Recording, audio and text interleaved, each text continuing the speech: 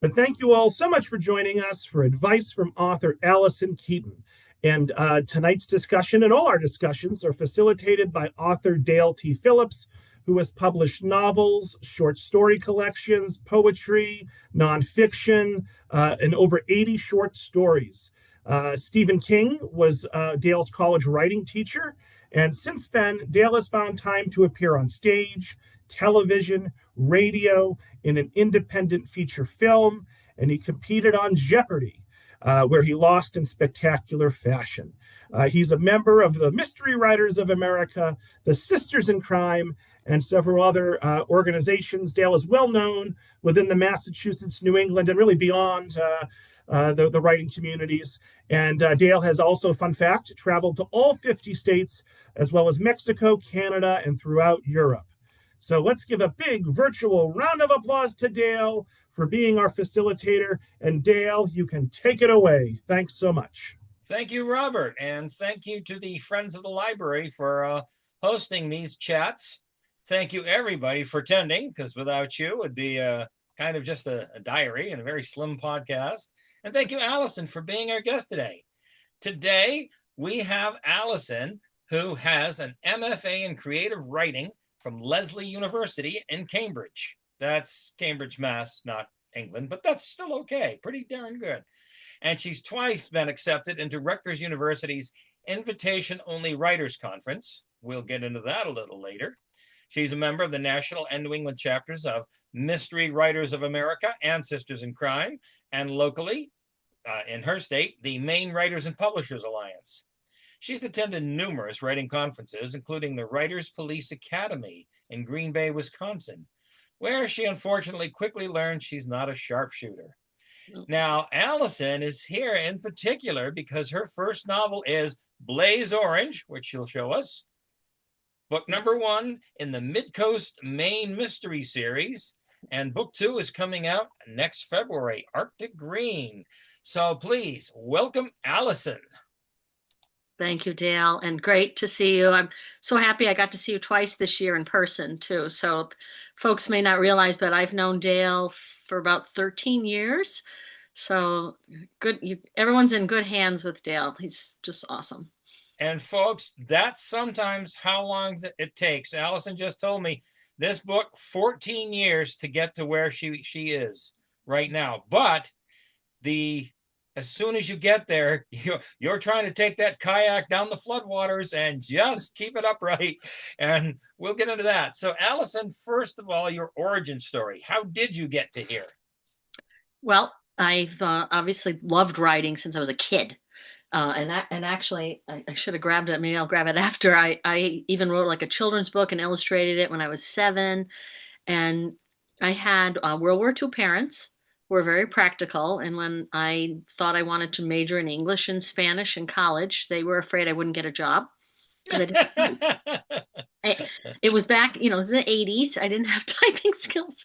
So my guidance counselor in high school said, major in business and then transfer into, English and Spanish or whatever else. And, your father will think of it as a tech degree if you're starting in business. And I just kept in business, and I took English and Spanish and psychology on the side, but it always sat on me. I had formed little writing groups at my house and just kept going with the writing, and then finally said, I really don't feel like I have enough craft, enough ability, and that's when I went, I think I was 40 or a little over 40, when I went and got my MFA from Lesley, and it was a low residency. I could keep my full-time job. Mm-hmm. I still have a full-time job. And it was just something that I really felt I needed to do. I remember walking into Lesley in orientation, the first absolute second, Stephen Kramer said, if you don't like editing, you can leave right now. Not just you, but to the whole group. Good for him, yeah. Anybody actually leave? No, but he was absolutely right. I mean, my first novel my first full-length novel that I finished for my thesis, I think I rewrote it 50 times. And I didn't sell it. And people, when I read it during my thesis reading, people were like, oh, it's so great. Do you have an agent? No, I don't. Mm-hmm. And I tried and I couldn't get an agent. And I started a YA. I was inspired by something when I was at Chichen Itza I heard a voice, and I started to write from the voice that I heard. Yeah, you want to be careful there. It might be some Aztec sacrifice god. Well, Mayan. It was Mayan. Mayan, excuse me, sorry. Sorry. And it Yeah, was, fewer and it had a Mayan sacrifices, you know. bent to it when I was doing it. So maybe, maybe this is a premonition. I should go back to it. But again, I wasn't able to sell it. I had interest. I had people Yeah. I was already, that's when I met you. I pitched it at Crime Bake, and agents had said, "Oh, send it to me." And they send me the next 50 pages, and it just didn't go anywhere. And I ended up taking a, very reasonably priced seminar with Steve Barry, the thriller writer. He had offered a very reasonable, it was hours long. It was crazy how generous he is to fellow writers. And he said my first 8 novels are still in the drawer. And it gave me permission to keep going and to not be successful. You want to be successful, but guess what? It's going to take time. So I had originally said I'm not going to be able to lead with my first. Well, I couldn't lead with my second, my third. I just kept going. So even though people think, "Oh wow, how long did it take you to write this?" Well, this is my 7th novel. It's my first published one. So it took 14 years to get to this. And I've, had the 8th one, already written, coming out. I think I could back into maybe a couple of the other ones. I think there's still something there. My Lizzie Borden one, I think I think it would hit. Maybe it's horror, not mystery. But you just have to keep going. And I think about how the heck did I have the energy to keep writing and starting over for 14 years? And it really is about having a writing community. I have, I had 2 writers groups that were very important, I'd say, for the latter half of those 14 years, or at least almost all of the 14 years was one of them. I had Lesley colleagues, alumni from Lesley, still friends with them. We still pass pages. We may not meet collectively as a bigger group, but we still support each other. And I had when I was living in Connecticut, I met 2 wonderful women through the Sisters in Crime. And we just met all the time and kept each other going. And those 2 groups, that's who I dedicated my book to, were the people in those 2 groups. They really were pulse checks for me. Like, no, this is good. Just keep going. No, keep going. The support of fellow writers, and to have your work critiqued, right? Or this isn't working. Try this, or this actually is the best thing that you've ever written. Keep going with it. Validating you and helping you to become a sane person. So it can work. Just got to keep at it. Never too late. Excellent. Yeah. The very successful B.A. Shapiro wrote 9 books that didn't sell and was giving up, and her husband said, "You know what? Do one more." And that one was The Art Forger. Boom, instant bestseller, overnight success. Right. After 9 books in the drawer. Right. Thank you. Right. And do you know that the library in the next town over just did that as their book club? Ah, there you go. And it's not new, right? But no, it's not. And folks, the trouble is that the traditional world of publishing wants the new, hip, current, all their algorithms are, will this sell right now? And the trouble is, books aren't lettuce or milk. Okay. They take time over the years for people to discover them and to find out how good they are and to tell other people and pass on. So it is difficult unless you're right out of the box, exploding, and that's like a lottery win, which happens to very few people. What Allison has done is the real way that most writers do it. It's just that stick-to-itiveness, step by step. She got a degree in it. She learned how to write. She went to seminars. She went to conferences. She pitched agents. And over time, she just kept honing her craft, book by book by book. And now, bam, Blaze Orange is out, and it is blazing. And the other thing, I gave myself permission to not have an agent. I don't have an agent, right? So, and not that I'm adverse to an agent. I've pitched down at Crime. I still go to conferences, right? I pitched at Crime Bake just last November, last month, and I'll be sending out something else to them that had been rejected by my current publisher back in 2022. So I don't feel disloyalty to my publisher at all. But I decided to, besides the agent route, There were some small presses that I felt that were, quite good. This one's with Level Best Books, Sisters in Crime kind of folks. But the agents I started to whittle down my list to were the ones who said, "Send me your next thing. I like it, but send me your next thing." And that's something that and again, they still didn't take me, right? But it would give me at least some hope. I would get what one of my friends would call champagne rejections, so that I always thought that meant I'm close. I'm getting closer because people are either asking for more pages or saying, I like the voice, but I don't think this is for me. When you think about an agent too, they have to make money off of you, right? Because think of how much money I make. And there's very little money to be made, right. And it's harder and harder for them as well as anybody else. Right. So yeah, right. they all want a home run too. Right. And it's like, if this book isn't going to sell 40,000 copies, I can't sell it to any major publisher. So right. That's right. That is right. And and I'm not adverse to even self-publishing. I talk about my Lizzie Borden. Independent publishing, please. What's that? Independent publishing. Independent, yes. Independent publishing is certainly an avenue. There's the ones that I love that I don't know if I could, sell to anyone else. I will go that route with those. After hiring a professional editor, because I do believe in having another pair of eyes on them besides myself, to have them go out and we'll see how those goes. But there's lots of avenues. I think a big piece is making sure that you're writing the best that you can, and that you're open to the critiques and the criticisms and the editing of and other people's eyes on it. Have you gotten important feedback from some of these critiques when they did reject? They just said this isn't. However, I like they like the voice. Anything else? Yeah, so like my current publisher, when they rejected my Lizzie book takes place in present day, the inn, the Lizzie Borden house is an inn in Fall River, Massachusetts. The person who rejected it said part of it is she didn't like present tense. That one happened to be written in present tense. And she gave me really good feedback on when she liked it to start.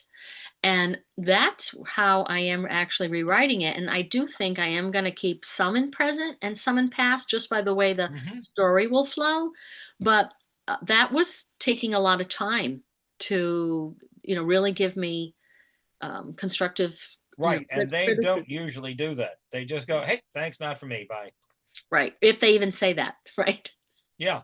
And they consider people that agents and publishers get hundreds and hundreds of queries.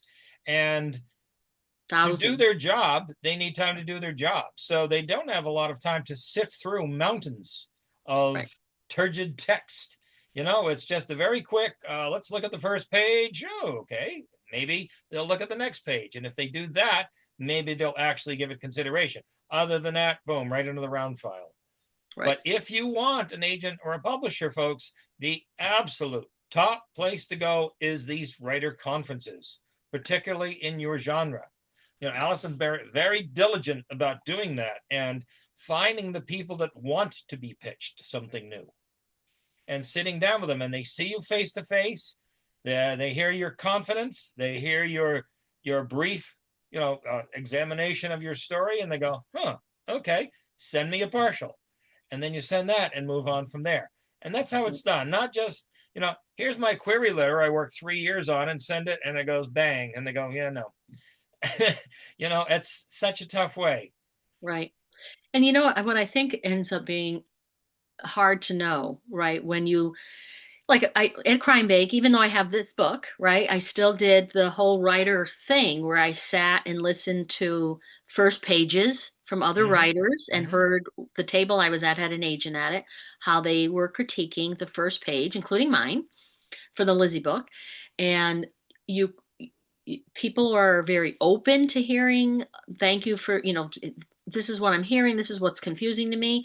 And others, they shut down and they're like, well, this is the way it's supposed to be. This is how it works. An editor or an agent's not going to work with you because you're too closed. They're not going to get published until, if by some miracle they change their attitude. People go, oh, I'm perfect. I don't need any critique. It's like, yep, No, you don't, because there's no way you're ever going to be on a shelf. Right. It's tough. It is it is tough. Now the other side of the coin is, what if the feedback someone's giving you isn't good or isn't accurate or That happens too. isn't needed, right? So I pitched Lizzie. Lizzie's about 75,000 words, horror-ish, right? Mystery. It would be fine. Mystery with a tinge, yeah. Yeah, right. Two agents are like perfect size. Two agents are like too small, too short. Right. So what's the real answer? And that's the thing, it's personal choice. I mean, yes, publishers have these rigid guidelines. They want to justify the price of which they want their books. However, if you read a lot of these books, you'll find that sometimes there's 30,000 words of padding in there. They insist on a word count, and the trouble is the story can be told more efficiently with a tighter plot line and fewer words, and they just don't like that at all. So that's why I'm independent, because I'm like, hey, the books are as long as they need to be, and they don't need to be longer. So there you go. Right. I'm recently reading a new independent author from Massachusetts, and his books are really good. They would probably never. Oh, thank you. Yours are good too. His name is Dennis Pierce, actually. Dennis Pierce, okay. From the Worcester area. His books are thinner, right? I don't think even a small press would maybe pick them up, but they're, again, long as they need to be, and he's independent in doing it. And book 2 is already coming out. Another friend of mine here in Maine, his are very thin, and his are probably on the thriller side, super thin. Yeah. Now here's the irony. A friend of mine, I'm in a new writers group up here in Maine, and one of the people, she's an author, she has a PhD in creative writing, and she just opened up a bookstore this past year in Wiscasset called Fiction. She said that people are gravitating towards the thinner books. And I don't know whether that's because of time constraints people have, soundbite generation. So the agents who said to me, 75,000 words is good, might be the ones who are on the right track. I don't know. Very much so. People are always saying they just don't have time to read.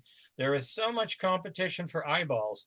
If you can give them a good story and a very compact, very tight, but well done, no wasted words, they're going to enjoy that. Right. Yeah, and you're hitting your, some people don't believe in the arcs and stuff like that. I do. The 3 acts. Very much so. Yep. Yeah, and you're hitting your marks. And you're still making sure the characters are developed. And Blaze Orange is 72,000 words approximately. Yeah, but you don't need, 300 characters and 32 subplots. No. I don't do books like that. These very Byzantine things. And I found by joining a lot of book groups, they did not prefer those either.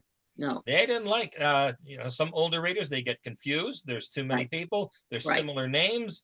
There's too many plots going on, which is like, oh, come on, what am I supposed to follow here? What actually is important here? What's the main thrust? And there's too much.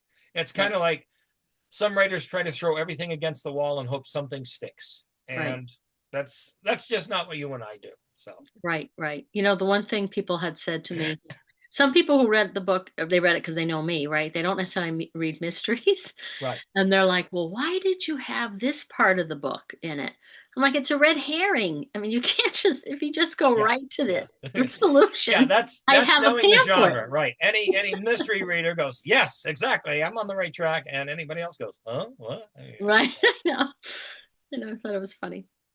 Yep. So did you start out with Nancy Drew and Trixie Belden and all that, down to Agatha Christie, and then that seems to be the path for many female mystery writers? And I still have them. Males, it's usually the Hardy Boys, Encyclopedia Brown, on to Sherlock Holmes, and then further, depending on their taste. Right. And I liked Sherlock Holmes myself, but yeah, 100% Nancy Drew. And when I probably started reading her when I was 7 or 8, and I remember going around it. The Hidden Staircase was the first one I read. It's book 2. The classic, and it was my sisters. My sisters are much older than I am, but they had a couple of them. So I read The Hidden Staircase and went around then knocking on the walls of my parents' house. And my father see if there's a hidden staircase. My father's like, what are you doing? And I said, well, I'm looking to see if there's a hidden staircase in the house. And he goes, I built the house. There's no hidden staircase. So I went 2 houses down to my aunt's house, who was 1840, and she let me knock on hers. Yeah, don't take the hammer and Couldn't find it. I Didn't know find it there's a though. staircase in here. No. Well, that's again, that shows the importance of good literature for younger readers Mhm. because you break them in, they get very excited about characters and story, and they become lifelong fans. Right. And these, unfortunately, it's a disappearing field that we work in because a lot of people aren't getting into it. They go, I never read. And it's Right. just so sad. Right. It's adults who never read a book. They never learn anything. And I think probably that's part of, why the country feels like there's a lot of dumb around because people aren't learning anything. So there's a debate. I think the New York Times opinion just wrote about it yesterday or Sunday about audiobooks. Yep.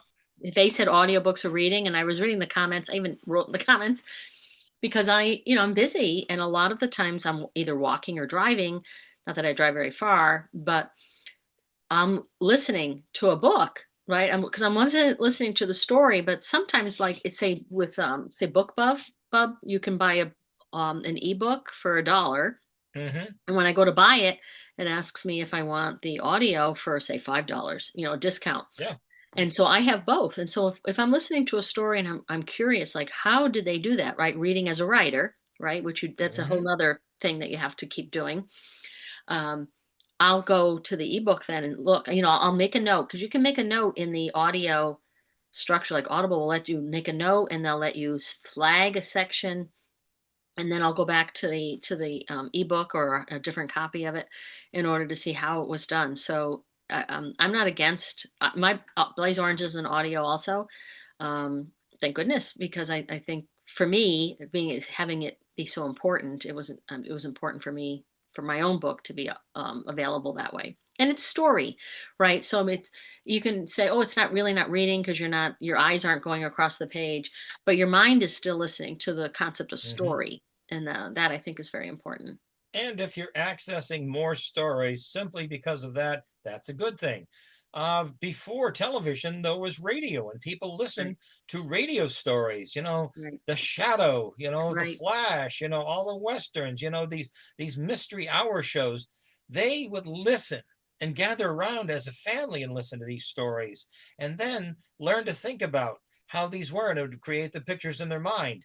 We put it on a page to create these pictures, but sound, even though it's a different medium, is still important and better than nothing. So yeah, absolutely. And I always tell people, when they're like, oh, I never have time to read, I go, do you have time to listen? They're all out on audio. And they go, oh, yeah, that's a good idea. Well, and you get to be part of the conversation too that way, right? If you're hearing about something that's popular or being talked about or controversial, you're still part of it. That's why podcasts. You won't be at the dumb one at the water cooler. Right. Although it's interesting, they say the podcasts that are now becoming more popular are the ones that have like this. They have all video connected to them. Yeah, the difference between podcasting and a good Zoom is, I don't know, negligible. It's call it what you will. However, it's the transmission of information. And yes, we have multiple ways of doing that now, and we call them many different names. However, it's still transmitting information in a good way. And a lot of the people here tune in to see what's it like. I've got questions for professional writers and for people learning how to write and how to do it. Like, how did you get into Rutgers? Did you write them a letter? Did you know somebody? What happened? No, it was, and I don't know if they still have the program, but my MFA from Lesley was writing for young people, which is why my first novel was middle grade. My second novel was YA. And they ended up being genre-ish, both, mystery, right? One was a direct mystery and the other one was more dystopian, but still on the mystery side. And you apply and you have to, it's an application and you have to submit work. And I know friends who write phenomenally one of them didn't get in on first time, right? So it's a chance to go down for the day and have your work critiqued and be able to, again, network with agents and editors.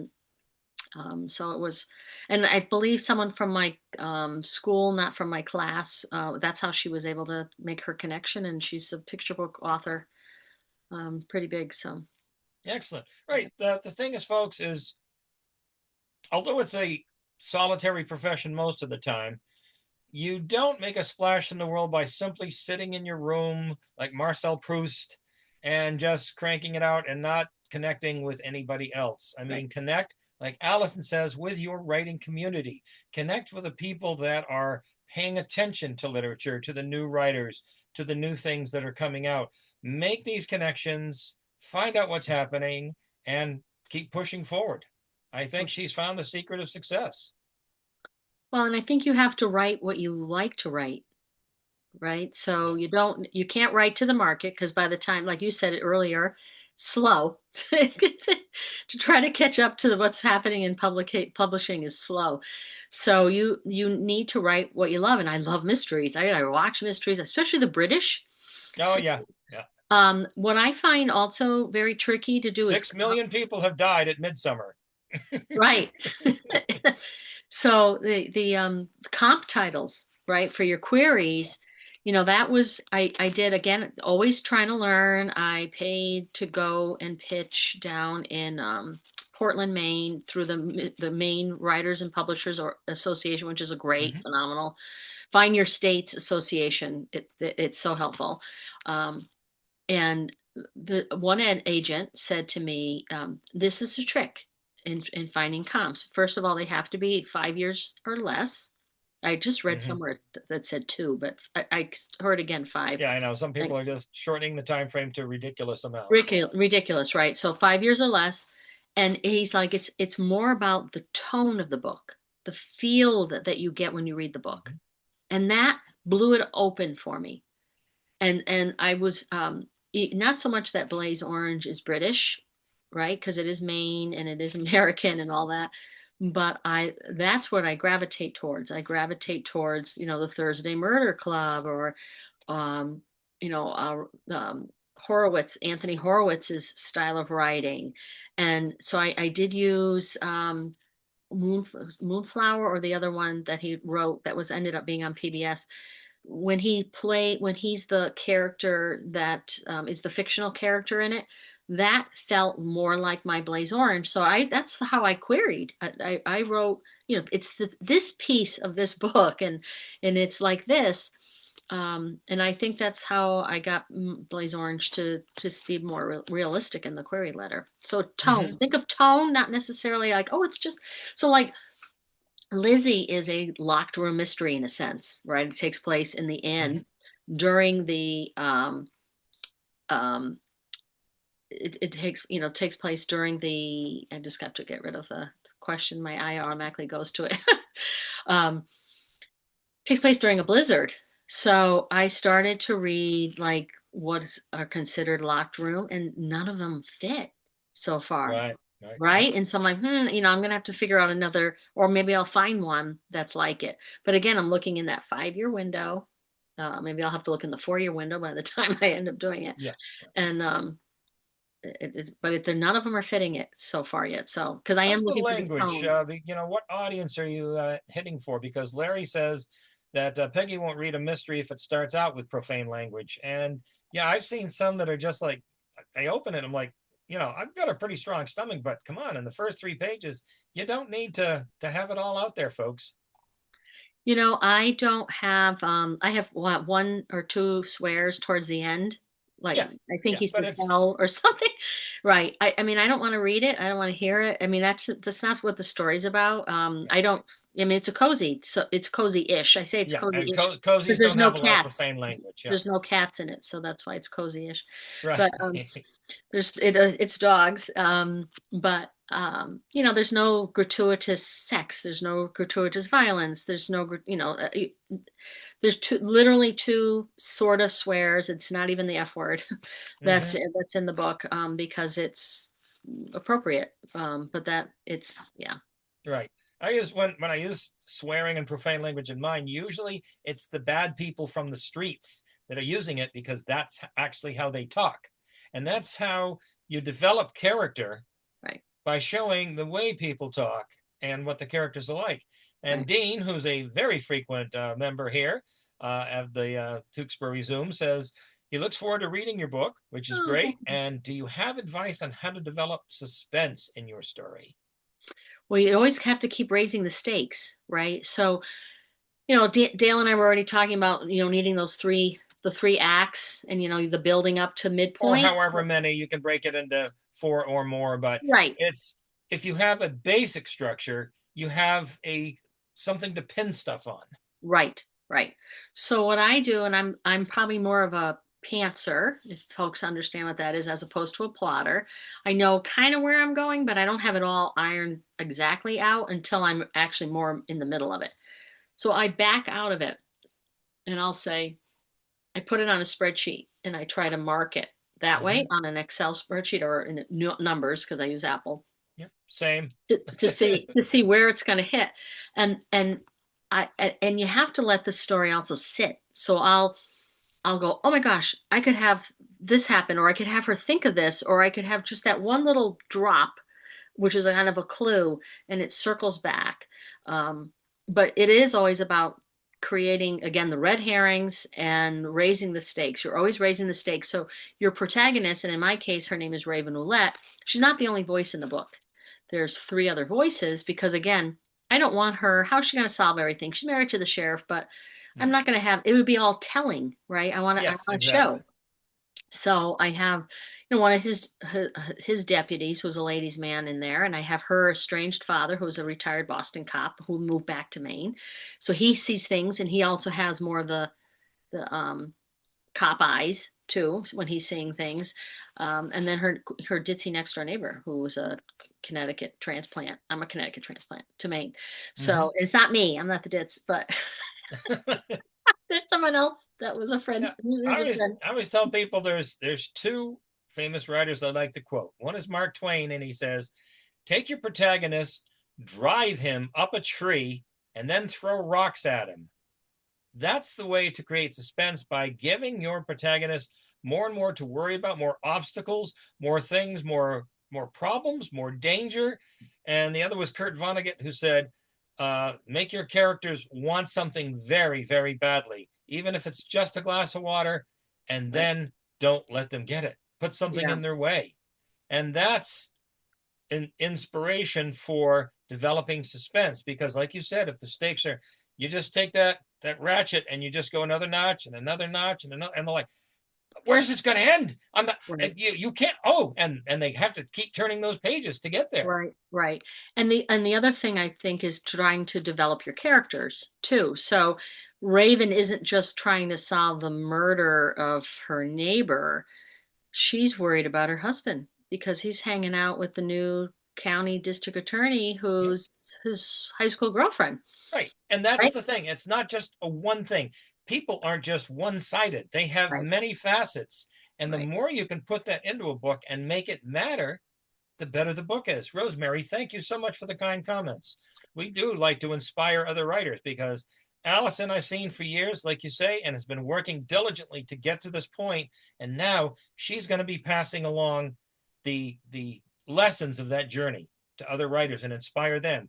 Every year at Crime Bank, there's a debut writers, and they bring them all up and said, these are the people that have been coming here for years. They now have a book out for the first time, and they get a medallion for it and go, there you go. This is your start. Now go and write more. It was so fun. I have to say, I think that was amazing. That was Crime Bank was having gone for so many years, right? And actually then be the person I always wanted to be, like on the, recognized. The other big thing for me was my book was in the window of our local bookstore. And even to talk about it, it's going to make me teary-eyed. That's the big goal right there. I had to pause. And I allowed myself, it was an early Saturday morning. Nobody was around yet. The store wasn't open. I was going to say, did you grab people and go, hey, that's me. That's me. Yeah, no, someone had that doggy in the window. Someone sent me a picture of it, so it wasn't a surprise. But I went and parked and walked and stood in front of it and just allowed myself to say, geez, this is pretty cool. And I was next to Paul Dorian. Yeah. The book was sitting right next to his. So no better feeling in the world. Yeah. And yeah, I mean, I can't say enough about don't give up. You just don't give up, but you don't idle either, right? You have to Right. keep plugging, and Yeah, the pages don't fill themselves. That's the no, thing. no, and you do need structure. So I said I have a full-time job. I'm a human resources person by day, and I deal with employee relations issues, which means between murder mysteries and employee relations, I want a T-shirt that say "Misbehaving people pay my bills." Yep. Because, Yep. Good you know, material. Good material. Thank good you. material, absolutely. Yes, see, book 3. There's something from my real Oh yeah. person, book 3. Um, but it, you have to like, people are like, well, people assume that I don't work, that I don't have a Oh day yes. job, All writers are rich and famous and live in their beautiful 36-room mansion. Yeah. right? People assume, and when I say, oh no, I have a full-time job. In fact, it's often, sometimes it could be a 14-hour a day job, and they're like, well, how do you do it? And it's like, okay, well, Because I want to. I want to, but I also have a structure. So I get up, and I have 2 dogs, and I have a husband, right? And so they go, he goes off and does his thing. He's, has his own routine, but I'm the dog person in the morning. So, and I want to be. And so I get up, I take them out, I bring them in, I feed them, and then we either walk locally, like in our yard, or I take them to a preserve, or I take them to the So beach, you're depending on the thinking about weather. the writing while you're walking them. Yes, you can't help it. And I take notes on my Apple phone, right? I have all kinds of notes constantly on my phone. And then I come home, and ideally that would mean that it's before 7 o'clock. All of this has happened before 7 o'clock in the morning, or 6:30 sometimes. And I sit, and I am allowed at least 60 minutes, sometimes 90, sometimes 2 hours, depending on my work day. And I'll adjust my 8 to 10 hours day accordingly to do it. And you have to sit in the seat. And now the good problem is I have other things to do besides writing. I have marketing to do, so I have to fit those pieces in. But that's a different side of the brain, and that but it is a matter of the discipline of writing. And if you read or listen to Stephen King's on writing, he'll say he writes every day, including Christmas. I had another teacher who said, I write every day, including Christmas. And depends on how much you want to write, or is it an idea, or is it an edit? And I have also, besides mysteries, I want to be a picture book author. I want to do some poetry. So I have other pieces. So if I feel like I need a little bit of a break, I don't want to do an hour and a half on murder mystery, I'll edit a picture book. To get my brain going in another direction. But working on something, right? Working on something. Showing up for the muse. So it's like you're always there. Now that's, bless you, you are so disciplined. I'm complete opposite, which is horrible. And I do everything the wrong way. Your way is the way to keep writing and to get at it. I wrote a lot of books while working and having a family and hobbies, but I don't do it like that. So folks, the way you do it, as long as you're productive, as long as you're doing good work and keep at it, no matter what, that's the right way. Right. Don't let anybody tell you there's only one way. I mean, there are better ways, and I would love to do that. I can't do it that way. Right. But she can, and that's proving great, because you're always, the pump is always working. It never goes dry. It never gets rusty. It's always working. And once that faucet's on, it keeps flowing. She walks the dog. She's thinking about the story. She comes in. Oh, I thought about that. Great. Let's put that down on the paper. Right. Or if we go sailing, I bring paper with me. I might think of something and I'm writing. Okay, now I'm jealous. Where are you sailing? Just in the, in Wiscasset? No, South Bristol. Oh, okay. Kamouraska River out into Johns Bay. Pemaquid Ledge out there. Yeah, that would inspire me. Being out on the water like that, I'd love that. Porpoises. We even saw a puffin. It was this far. I mean, the puffins were near us, but there was one lone puffin. I'm like, the one lone puffin. There's a children's story right there. Yes, let me write that down. The lonely puffin. Exactly. And how he gets off course, and now he's stuck, and he doesn't know how to get home. Oh, there's your book right there. Well, there's an even funnier one. One was in Lewiston, Maine, which is inland. And they caught him, and they rehabbed him, and they released him in Bar Harbor. Yeah. I mean, it's like, what the heck? What are you doing? Where he was immediately eaten by a shark. Oh, anyway. Aw. Aw. that's great. Do you have a master plan for how you want your career to go of, okay, this next year I'd like to do X, Y, and Z, but I'm getting derailed because I have to do all the promo and marketing for books 1 and 2. You know, I don't feel like I'm getting derailed per se. I mean, I've done a lot, and especially I've I picked up a know, lot. I've seen you've been very, very busy. Right, especially the fall, right? And it seemed to, I have to say, it was a slow start. I think I was stunned to have the book, right? And Yeah, it's just that feeling of unbelief. I was like, right, it wow, is. And I don't think I did a good enough job, like getting pre-launching. the word out to the Right. libraries and stuff. So I'm gonna make sure I do that better with book Well, two. how do you know what to do if it's your first one? Right, You it's you tough. learn as you go. I You had learn to as you write the go. darn book. I didn't learn everything about a launch. Well, and I kind of got dragged into doing things because Maine has phenomenal authors and the writers in Maine, and I'm sure it's good elsewhere too, but this is where my experience is. They want to help you. And I was invited to an event in January, starting right out of the shoot in January, because all of a sudden, like you said, the switch flips, and I go from writer to author. Mm-hmm. And that's my definition. Author is like a published writer, The author's one who's done it. right? And so the flip switched, the switch flipped, and it started. And I started. I'm like, I don't have bookmarks. I don't have anything to hand out, and I made these little mini bookmarks. That's what I use now. I still make them. So I'm like, they just work for me. And I think after book three, I won't be able to do that because I can put book two on the back, and I'll get more sophisticated, but.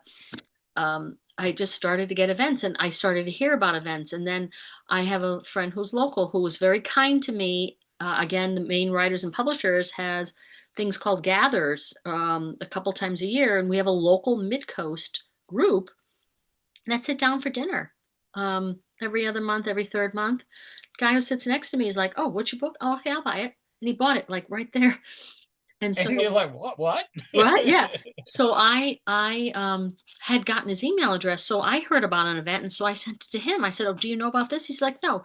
He went, and then he hears about something. I was at a bookstore in Kittery that had a grand opening because he told me about it, and so it's small. A lot of that has snowballed into other things, and now nine of us are going to be in. A back of a store or in the basement of a store on Saturday in Augusta, because one person I had met somewhere had said, "Hey, why don't we have a small Maine authors, gathering?" And I said, "Okay, I'll bring wrapping paper. We can have free wrapping." And Hmm. maybe people will come. Maybe, I don't know. It's all brand new. It's just innovative. Yeah. But to answer your question, doing that now has more of a rhythm. So, and I can see after You're doing it for pulling that into your schedule. right. And what would I do? What would I wouldn't do? So my like career goal, I have book two coming out in the winter. I already know I'm going to have a third book, and hopefully they're going to sell enough that I'll get a contract for 4, 5, and 6 to Hmm. keep rolling on that series. And if not, I'll figure it out as I go. I do want to see if Lizzie can have a home. The Lizzie Borden horror slash mystery story. I would love to have a picture book or two under a different name, sort of a different name than this Hmm. one, um, and go from there. And then just keep going. I have so many ideas. And then I thought, oh, there's more romance writers than mystery writers, and Yeah. there's a little bit of romance in my book. And they Maybe sell I could, really well too. maybe I could stretch to There write you go. something. Exactly. Just have him meet that devilishly handsome detective. Right, or I actually have two ideas that are totally, different, not even mystery-ish. A little bit of mystery in there. Um, and so I have so many ideas. So, All of this sounds very familiar. I don't know why. Yeah, I know. It's like, well, I want to do a play, a teleplay, a screenplay. I've got my book of poetry coming out, and it's like, yeah, perfect, the perfect. when the faucet is running, it's like, Right, there's all this different stuff, right. and I'm not one of these person who sticks to the same book and just keeps cranking out the same thing. And there's some very successful authors doing that. I know some of them. They're wonderful people. They have a great sales because they keep doing the same thing. But to me, it's kind of like McDonald's. It's just, the same junk food over and over again. I consider myself the fine dining establishment where you come for the good meal and you remember that meal. Oh, the flavors were different. It's good though, and you remember it rather than just, selling some more burgers. Right.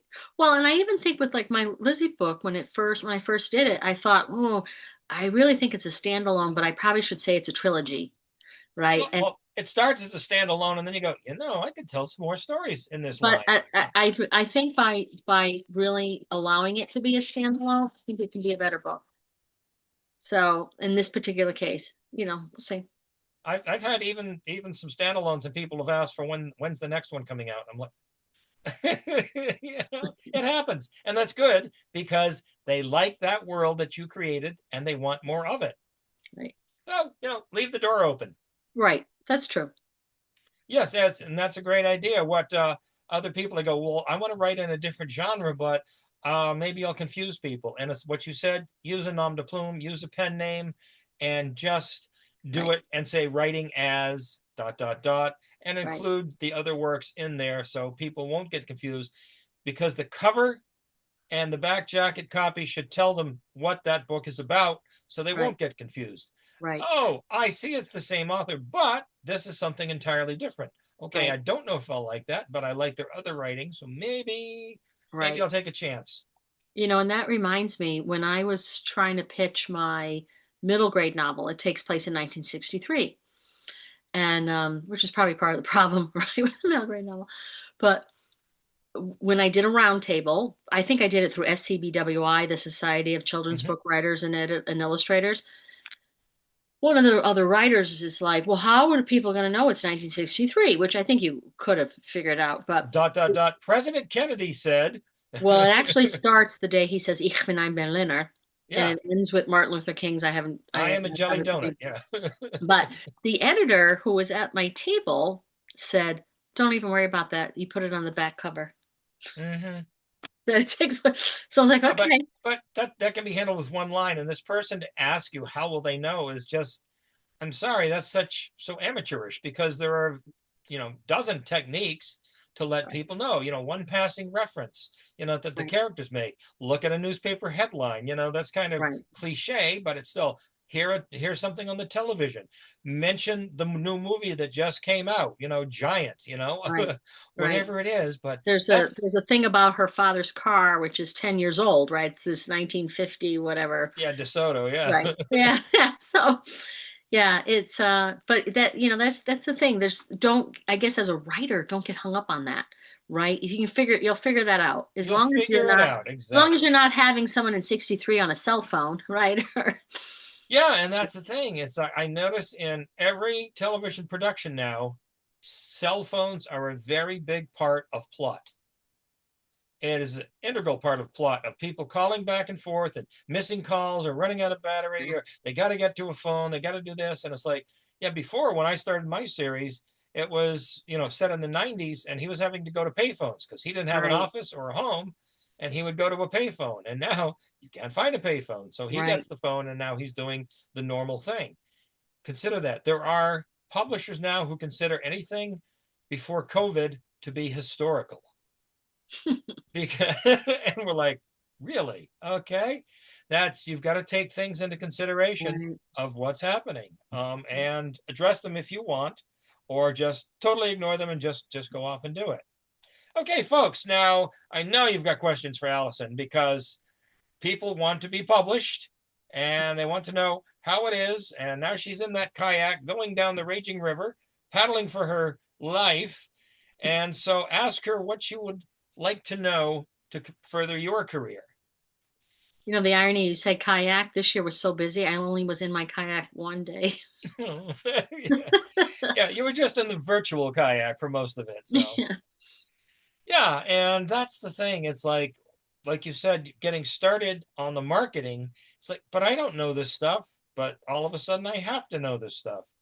Wow, where do I find this stuff? And this is also what you said, folks, the importance of networking, talking to other writers. And yes, we've gotten shows just by talking to somebody else, offering them a bit of information or advice, and getting some back and going, oh, that helps a lot. Absolutely. And you never know where it's coming. Okay. Dean says, do you have advice for getting out of your own way to complete a novel and overcoming the fear of failure? Yes. Right. Yeah. Good question, Dean. That is, I had that myself, right? I would start something and not finish it, start something and not finish it. And I had to actually admit to myself, if it's not finished, it can't be really critiqued. And so Or I sold. just started to finish. I think when you find your tribe, right? When you find your community of writers, and it could be virtual, it could be people around the corner from you. You need to find writers whose writing you like, right? So they need to, if they can't write and they're critiquing your work, then, maybe they're a good editor, so that's okay. But they have to be trustworthy to be able to give a good critique, even if you don't always agree with it, right? At least it might open the door. They might say do A, B, and C, and you're going, oh, you know what though? But that inspires me to do X, Y, and Z instead. That I think really is where I started to pick up speed.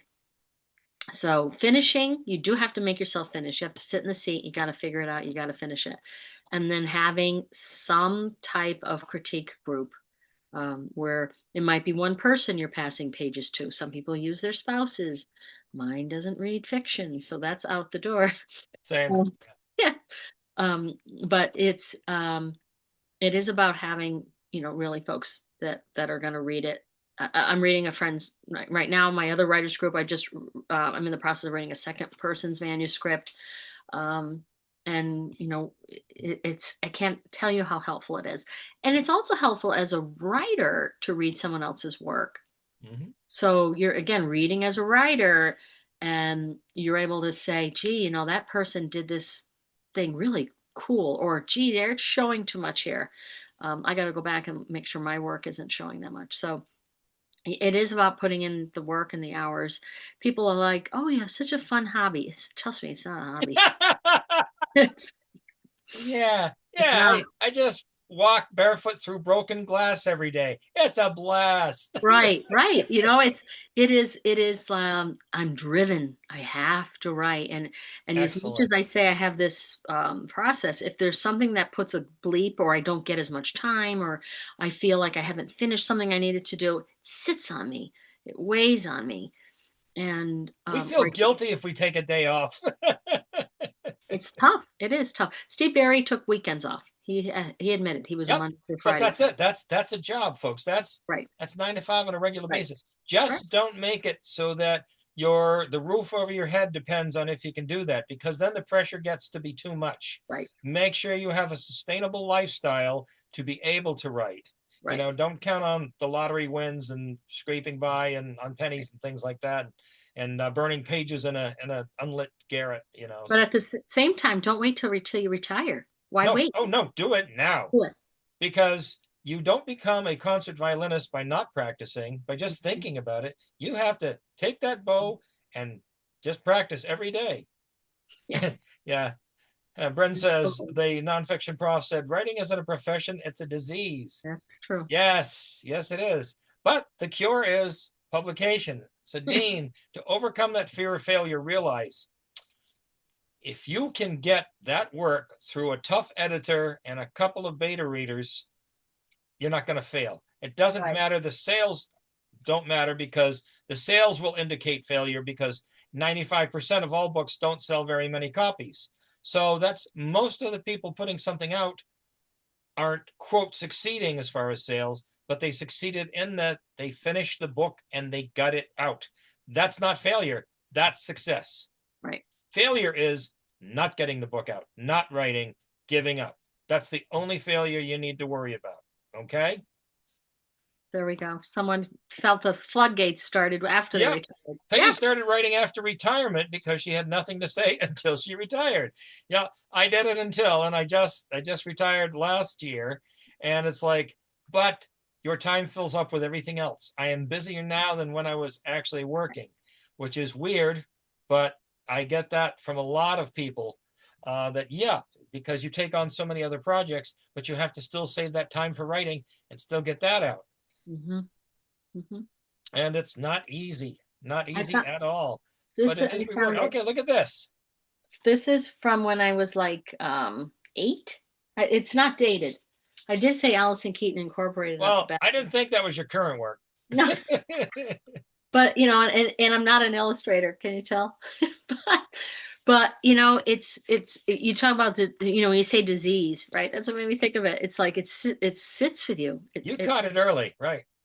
I didn't, and Stephen King passed it on. He's the reason I'm a writer, is because I got into college and I had no thoughts of becoming a writer. And then, taking his classes, he's so inspirational, so knowledgeable, and so it gives so much advice about always learn your craft, improve yourself, always do better, read more, do more, get it out there. And I started thinking about it and went, okay. And it took me a long while to develop the skill, not a talent, a skill. A skill is learned. And it took me a long, long time. But then I started selling stories.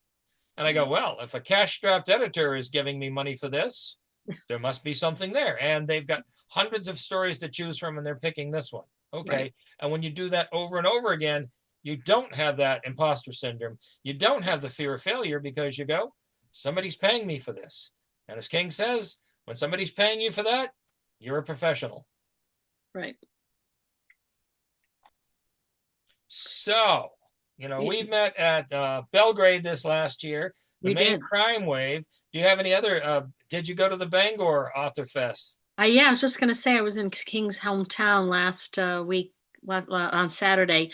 And those, think about the economy, right? If every time I sell a book, whether it be me selling it or someone buying it on Amazon or through a small bookstore, an indie bookstore, I know it's money they're not spending on something else, because there's not a lot of money to go around for folks. Right. And I'm deeply honored that people are interested in the story and interested in book 2 coming out. And it, just to talk about, you just said it's a skill. Craft can be taught. So if you have feelings that you're inadequate, I took classes not just through, you don't have to get an MFA. You don't have to. You really don't. Right.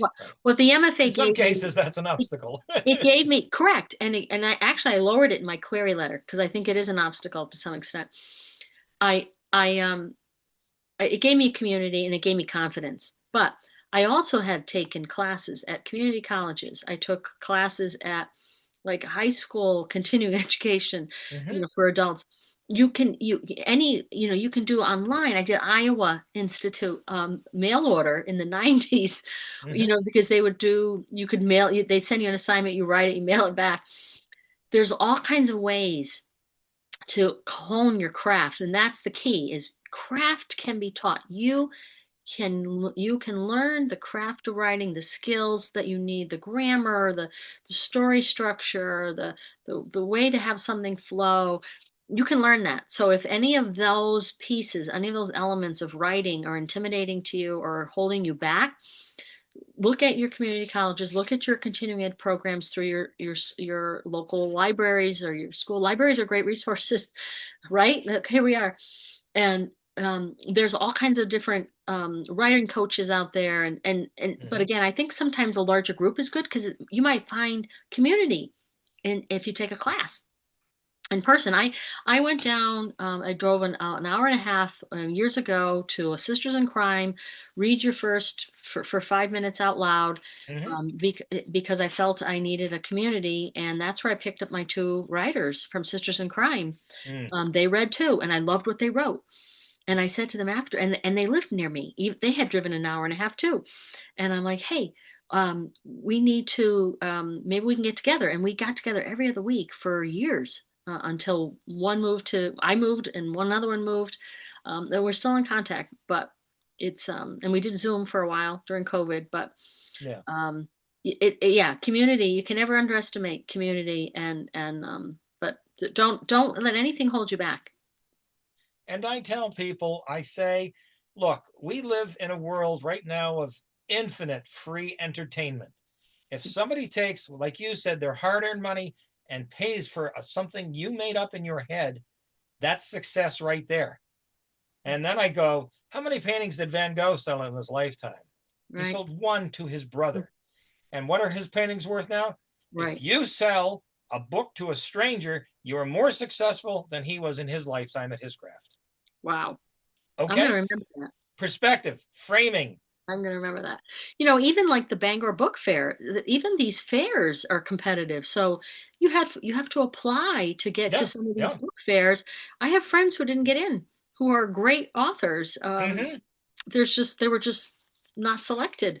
I applied by fluke to this tiny little one that was in Portland. They were opening up Mechanics Hall, where we were for Crime Wave. Right. They were doing a new book fair, and they said, "Oh, who wants to be they were only going to pick 15 authors." I mean, I just threw my hat in the ring, and I was one of the 15. You don't know. Yeah, I keep sticking my hand up because I go, if you go through 100 things and only a few of them pay off, and you never know which ones they're going to be, yes, it is time away from writing, but if you're also doing the writing, this is extra. If you enjoy doing it, don't do it if you don't like it. Right. But I find the live shows are great because you're going one-on-one with new fans. And to me, a new fan isn't a one-off sale. It's, oh, I like this work. I'm going to get more of this. Right. And then they're going to tell somebody else. So you never know what's going to come from that.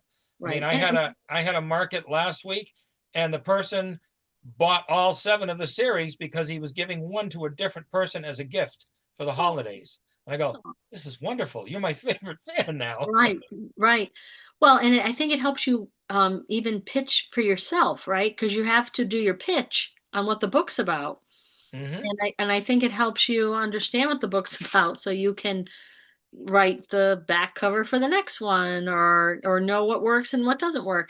I always think it's successful when someone comes back, like after half an hour, and says, I'm still thinking about your book. I want to buy it. Mm-hmm. Yeah. Well, they made the circuit of the room, and now they're coming back to yours because something you said or the cover or the story caught their attention. And this is a world where you need to catch people's attention, and it's almost impossible for most of the time. Right. I had one book left at a craft fair this year. Mm-hmm. It was shocking to me. It's like, wow. It's wonderful. I mean, it's, book fairs are harder than craft fairs, actually, because there's just so many choices. And if you can do decent. Yeah, you're at a farmer's market with 300 people selling tomatoes. Yeah. Okay, but buy my tomato. I have the one perfect tomato. Yeah, it's tough. It is tough, but it's still good. I have to say the things that I love the most about doing all of these is meeting other authors. Oh yeah, and getting they speak the same language. It's good that you have multiple languages, but it's really nice to get your home language in, and somebody who really gets it. Well, and somebody had said to me on Saturday, I don't like mysteries. And I'm like, oh, how about contemporary witchcraft? Because that was the lady next to me. Yes. I just pitched her for her. And I'll point them to somebody else. Oh, historical nonfiction. You want to talk to that person on the other side over there. They've got something really good. And knowing these other authors and knowing their work allows you to make these recommendations, which are really appreciated because you're not doing it for yourself. I'm not getting anything out of it, but this is a really good book that you want to try. Right. I had somebody at a Barnes & Noble in South Portland. They sold their book to somebody, and the person said, who else do you like? And they pointed to mine on the shelf, and the person went and bought it. Great. I mean, and that's how it works, folks. Yeah, it is. It is really one book at a time. It's not the $250,000 ad campaign put out by the big publishing company. It's somebody telling somebody else, oh, you should read this book. I really liked it. Right. And I do know people who are local to me in my town. There's a lot of writers in my town who have agents and who have, we're in Parade Magazine, which was great. I think the fact that I have to do more of a hustle, much more of a hustle than she does, I get to meet a lot more people, which is super fun. They're waiting for people to come to them, and we have to go out and find these people. And like you said, there is a bit of a hustle. You have to work hard to let people know. And that's sometimes putting yourself out. Not everybody wants to do that. Writers are a very introspective lot in most cases, and not everybody can do it. I actually enjoy it, so I do it. But I find it helps, and I find it helps not just sales, but just giving yourself the confidence to talk about your work. Right. You'll be finding this. It's like, oh, tell me about the book. And you've got the same thing as if you're doing an elevator pitch to an agent. You've got, about 3 sentences to just look them in the eye and say, this is a story about, and grab their attention. Oh, that does sound nice. Or that's not for me. Thank you very much. No problem. That's but okay. The thing is, like with me, I've got other stuff too. So it's not just the one thing, which is great because I have one mystery. You're going to find that when you have more books out, I've got some children's works, I've got some poetry, I've got mysteries, I've got a romance novel here. They're going to be, wow, this is great. Because if you have a store with only one item in it, it's some people they turn around very quickly. But if you've got a variety of things, they're like, oh, look at all this. I'm going to do some shopping here. Well, and I think I've been hoofing it with one book, right? I have like my friend Matt Cost, right? He has like 18 books that he has out. Yeah, Matt's still trying to catch up to me. And I'm like, oh, you slacker. Yeah, he's great. And he's writing all the time. And that's what he does now. And he works very hard at it. And he's everywhere around the state. We also know Bruce Coffin. And it seems like he's doing 3-4 shows a week somewhere in Maine or somewhere else, online or in person, just showing up someplace to tell people about his books. Right. I know. And it was #1. Did you see that? Was #1 in Portland in the newspaper. And that's after his publisher, HarperCollins, yanked out the rug from underneath him. Yeah, just over, I think, a year and a half ago. So, yeah. And then he turned it right around, went, well, I'll show you. That's right. And did it. Right. Well, folks, we have had a great conversation. We're coming to that time of the night where Robert wants to start wrapping things up. So if you have any last-minute questions for Allison, please put them in the chat. Allison, you want to put your contact info in there that you'd like people to get in touch with you in the chat? Sure. I'll put my website. Yep. And anyone here is welcome to Facebook me as myself. I have an author page, but you're also welcome to send me myself. I have Instagram. All of those things are in my on my website, except for the website's going to direct you only to the author page. So you're welcome to send me a regular friend request as well. The other thing too is if you sign up for my newsletter, it'll shoot you out a free short story. And I haven't been able to sell. That's great. So, that's the funneling system. Give something for free, get them hooked. Right. And that's the thing too. I took a class on that. I took a class on how to budget, how to whatever you call it, market yourself on a shoestring budget through Writer's Digest. There's some gems everywhere. There's some little nuggets and chestnuts that you can learn. Yeah, that's why I wrote the book, 87 Ways to Sell More Books, because everybody's asking the same questions over and over. I meant to buy that in Belgrade. I'm going to just have to buy it. Okay. Next time. Yes. What's your preferred buy link for people? Do you want Level Best Books? Do you want Barnes & Noble, Amazon, local bookstores? Where do you want to send people? So you can, it's really, I leave it up to the reader on what works for them. It is certainly through Amazon. It's Kindle, it's audio, it's actually even in CDs, and it's paperback. I do have is it bookshop.org, which is the indie online on my website too, to try to drive some traffic to the indies. But I don't judge. Now, are you on any kind of a bookstore tour trying to get to places around the state within your 50-mile radius or anything? It's tough. South Portland, Barnes & Noble is taking me with book 2. Yeah, that's my first one. I will mention, if you're interested, Letterpress Books on the north side of Portland. I've been longtime friends with them, and they move a lot of books for me. And it really helps to go in and help promote them. And if they see you, tell them I sent you and have the conversation and say, I would love to come down here and chat about stuff and maybe even think about a signing, stuff like that. So I will go down and they're wonderful people and they do a lot for independent authors. Good. I definitely will do that. Thank you for the tip. See, tips. That's another thing. Networking, folks, networking. Thank you, Rosemary. Thank you, everybody, for paying attention. Robert, I think we're segueing to you to swoop in. Yep. So, folks, let's give Dale and Allison a big virtual round of applause for a great conversation. Look for an email from me in about 50 minutes or so. with a link to this recording up on YouTube, and there'll be information about some other upcoming virtual programs that might be of interest. It looks like we will next meet on Tuesday, February 24th at 7 o'clock. We'll be taking January off as we did last year as well. So we will see you in a couple of months, if not sooner. I hope everyone enjoys the rest of their night. And please, please take 60 seconds and fill out that feedback survey that should pop up when you exit the Zoom. So thank you all so much. And again, have a great night. Thank you, Allison. Thank you, Dale. Thank you both. Thank you, Thanks, Allison. everyone. Nice to talk with everybody. Bye. Happy holidays. Happy Yes, holidays. happy holidays. Bye. Bye.